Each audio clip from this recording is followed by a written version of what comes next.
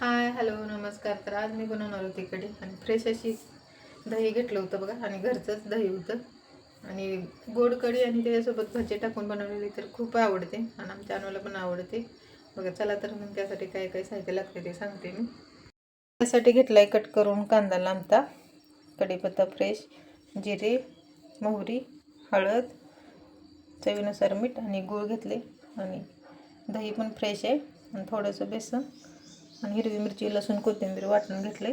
चला तर मग मी भज्याचं वाटण तयार करणार आहे, म्हणजे मिश्रण.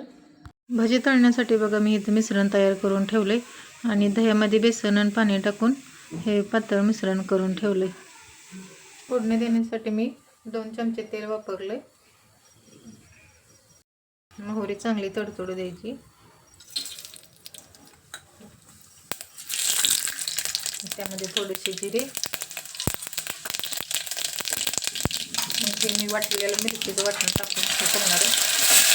तुमच्या चवीनुसार कमी जास्त तिथे. आता माझ्या बाळं खाते त्यामुळे मी कमी करते थोडा कढीपत्ता, कारण आधी टाकला का खूप उडतोय, त्यामुळे मी नंतर टाकलाय बरं का. हे वाटलेलं सगळं मसाला वगैरे छान भाजून घ्यायचा. थोडीशी हळद टाकायची.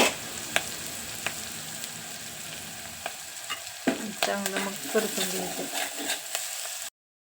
आता हे मिश्रण त्यामध्ये ओतून द्यायचं. तर तुम्हाला जास्त अजून पाणी वाढवायचं असलं तर वाढवू शकता, कारण पुन्हा घट्ट होते. चवीनुसार मीठ, मग त्यामध्ये गूळ पण टाकून द्यायचा. मी एवढा गूळ घेतला. एवढं आंबट गोड खरंच खूप छान लागते. 5 मिनिटं छान अशी शिजू द्यायची. मग नंतर भजी तळून त्यामध्ये टाकायचे. मस्त अशी कढी शिजली बघा. आता कढईत तेल ठेवलं मी तापायला, लगेच भजी तळून आपण घेणार आहे. चला तर मग भजी तळूया. तेल चांगलं कडलेलं, छोटे छोटे छोटे सोडून घ्यायचे. आमच्या अनुला तर खूप आवडते बघा कढी आणि भजी. ती नेहमी म्हणत असते मम्मी करणार करणार, पण ती स्कूलमध्ये असते त्यामुळं कसं बनवायला टाईम लागतोय ना, मग माझ्याकडनं राहून जाते. तुम्ही एकदा नक्की ट्राय करून बघा अशी. चला तर मग भजी तळून घेऊ. मस्त असे बघा भजी सगळे तळून झाले. जेवढे पाहिजे तेवढे टाकू शकतो आपण आणि थोड्या वेळाने खायचे, कारण भजीमध्ये पण ते कढी मुरली का लई छान लागते.